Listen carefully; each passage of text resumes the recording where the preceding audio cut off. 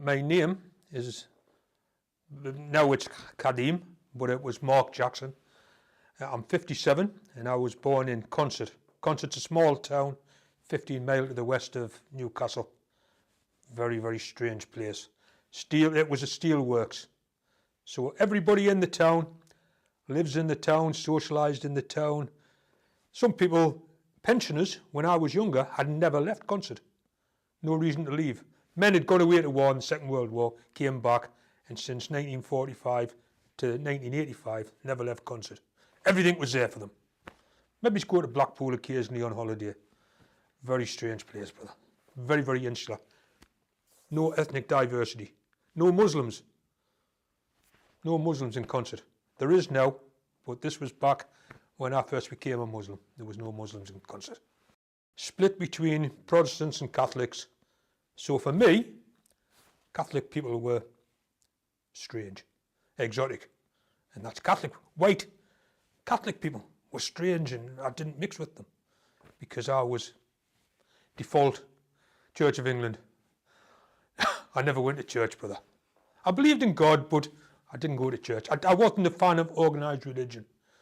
I didn't like it. I thought it was not for me. And I'm sitting here in front of you. Ya Allah. I grew up in the 70s and the early 80s. Nothing special. Very normal. Very nice. I was married and divorced young. And then a few years later, I met my wife now, and we married, and we've been married 30 years. But nothing sticks out, brother. Nothing sticks out. As I say, I didn't like religion. I believed in God, but I didn't think I needed to go to church. I think the reason was I felt it was very controlling. My understanding of, used to talk to Catholic people now and again, my understanding was your prayers go to the priest and then the priest sends them to God.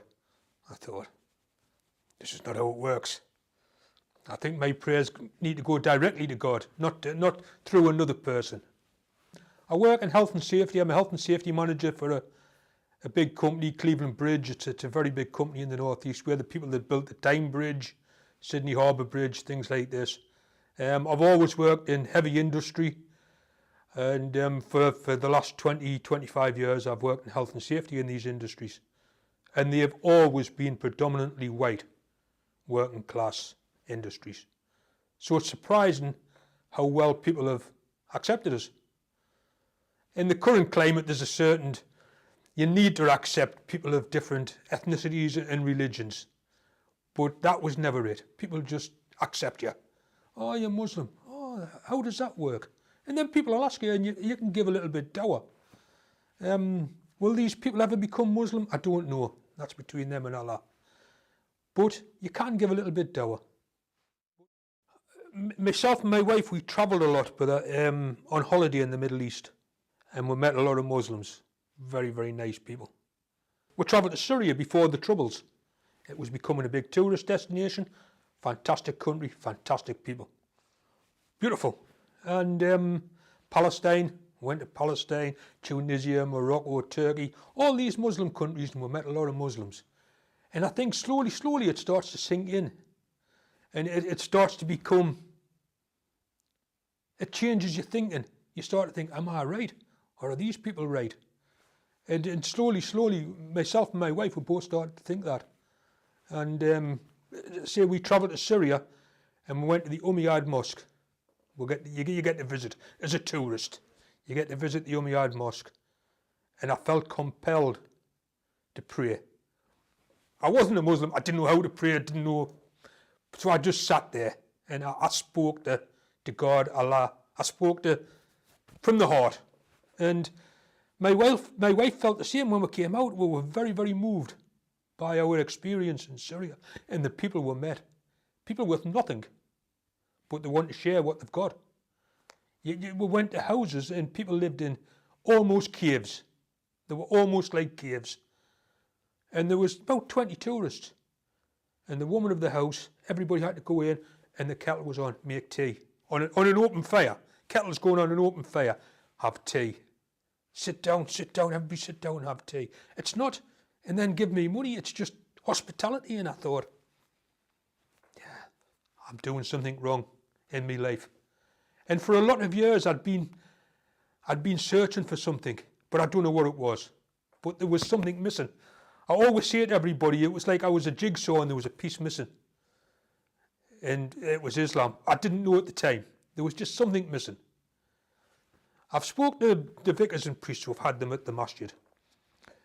And a vicar said to me, he said, do you not think you could have become a Christian? And I said, it never entered my head to become anything. I wasn't drawn towards Christianity, and it never entered my head to become a Christian or Muslim. It just happened. It was something very organic, but we've never looked back. Because my wife took a Shahada at the same time as me. My wife's from Concert, white British. We'd never met Asian people till probably we travelled abroad. Very, very strange how it had happened. It was people's submission to Allah, brother. People praying 5 times a day. Hearing the call to prayer. I think the call to prayer is such a beautiful thing. We stood in Palestine outside the Church of the Holy Sepulchre. We weren't Muslims. There was a group of maybe 20 people. And the guide was telling us about the Church of the Holy Sepulchre. Behind us is the Mosque of Omar. The call to prayer happens. The guide was very upset. He was a Jewish man. I think it's maybe a political tour. It's very, very pro-Jewish. But very good. Everybody turned round when the call to prayer started. And everybody listened. And it's things like that, brother. It was nothing in particular. It was the fact everybody went to pray. Places emptied.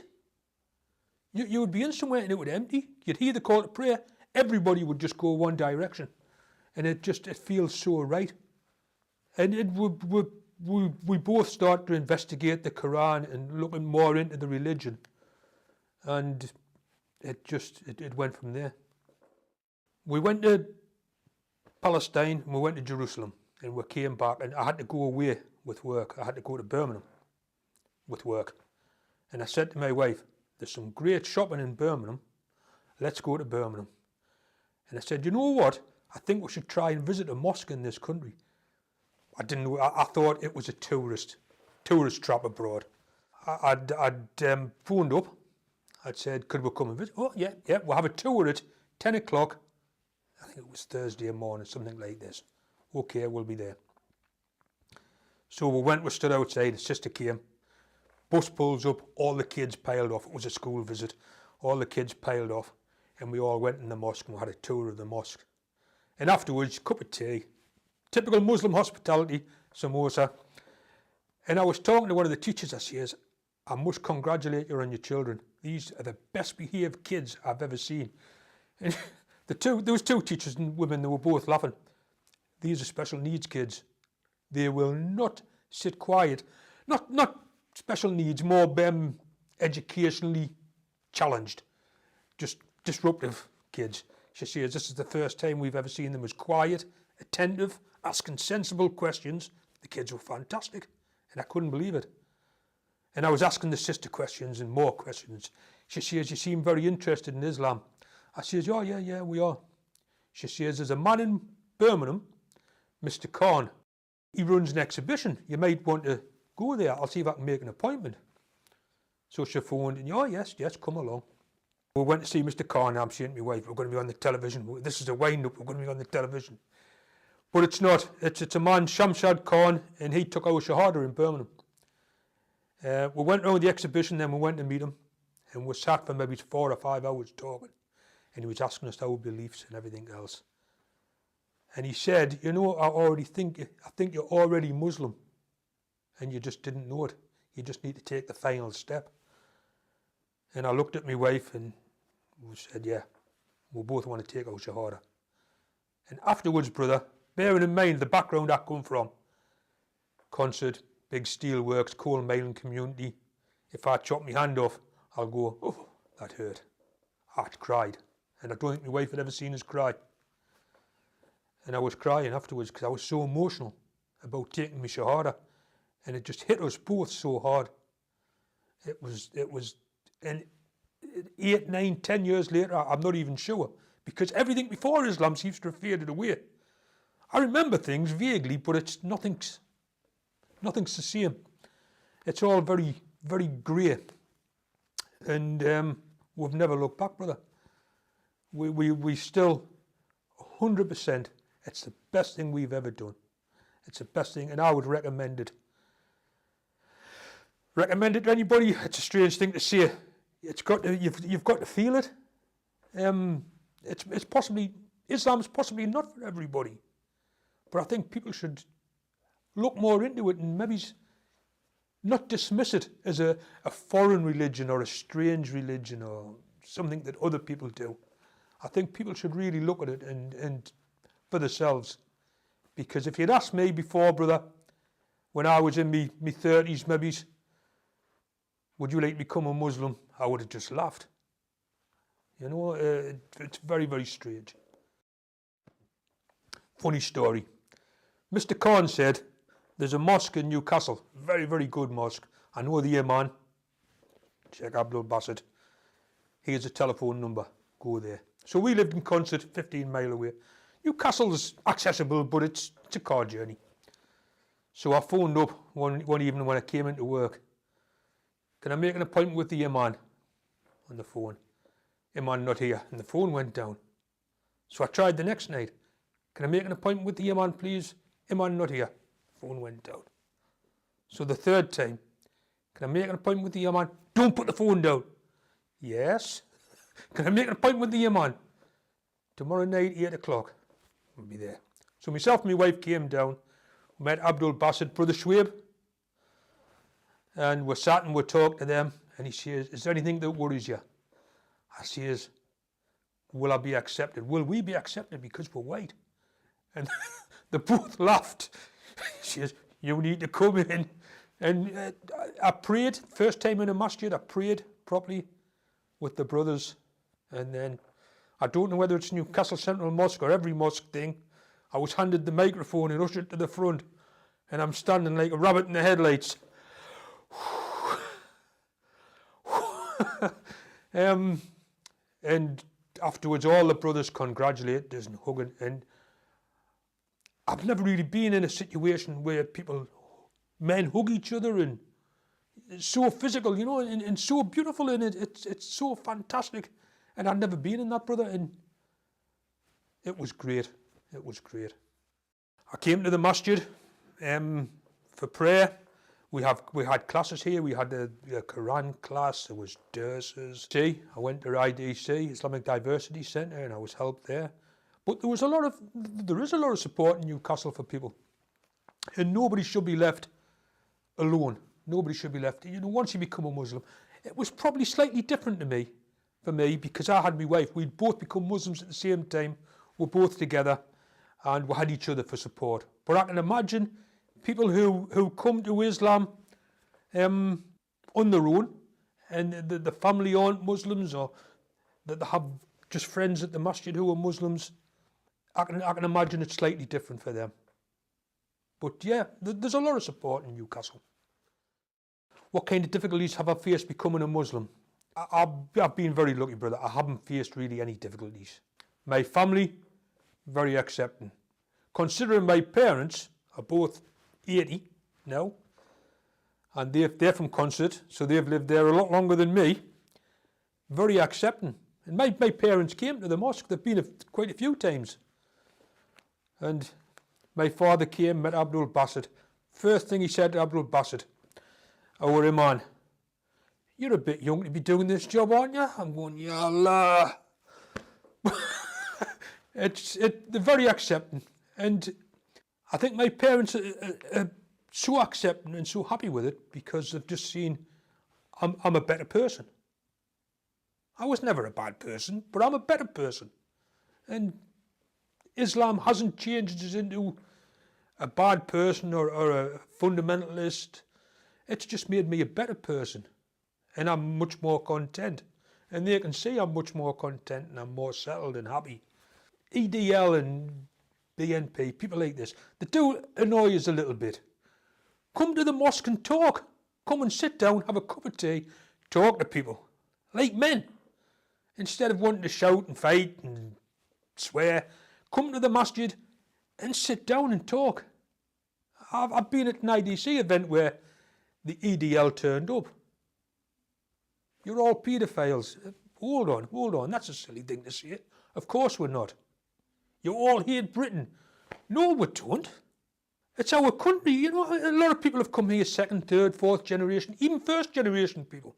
I know Syrian people, Iraqi people, and they love Britain because Britain's a safe haven. They've given them a country. They've given them somewhere to live. Yeah, back home's Iraq, Afghanistan, Pakistan, but you're living in Britain. And I see a lot of Muslims who were very, very happy with Britain, and it's their country. But anybody that doesn't like Islam, what do you know about it? Because there's a lot of books out there, brother. I've come across them. There's a lot of books which will tell you some very strange things about Islam. Unfortunately, the author's name is usually not a Muslim name. It's a white British, and they've heard a story, and somebody's told them a story, and you know, my brother's cousin's friend had a bad experience with a Muslim. But come and see for yourself, and you'll be made welcome. Connect with the masjid. This is my advice to everybody. If it's a new Muslim, somebody who maybe left Islam or doesn't like Islam or had a bad experience with Islam or just hasn't prayed for years, connect with the masjid. You can pray at home. Alhamdulillah, there's great reward in praying at home, but come to the masjid if you can, because it's so different. And it's such an experience, and the brotherhood, everybody's brothers and sisters, but come to the masjid. That's my advice to anybody.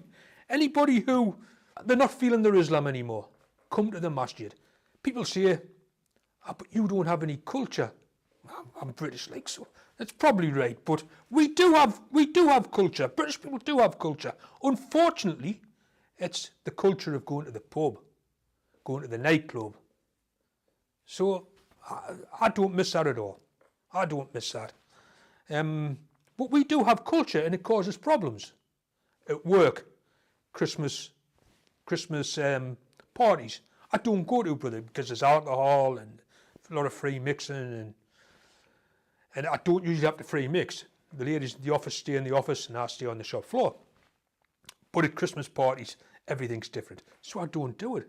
But we do have culture, and I appreciate people from other countries have their culture, which maybe gets in the way of their Islam as well. But learn your deen. Come to the masjid, learn your deen, and leave culture. Well, I'm leaving culture. My wife's left culture. We've left the British culture, and we try to be as Islamic as we can and good Muslims. But that's my advice to anybody from wherever. Leave your culture behind and follow the deen.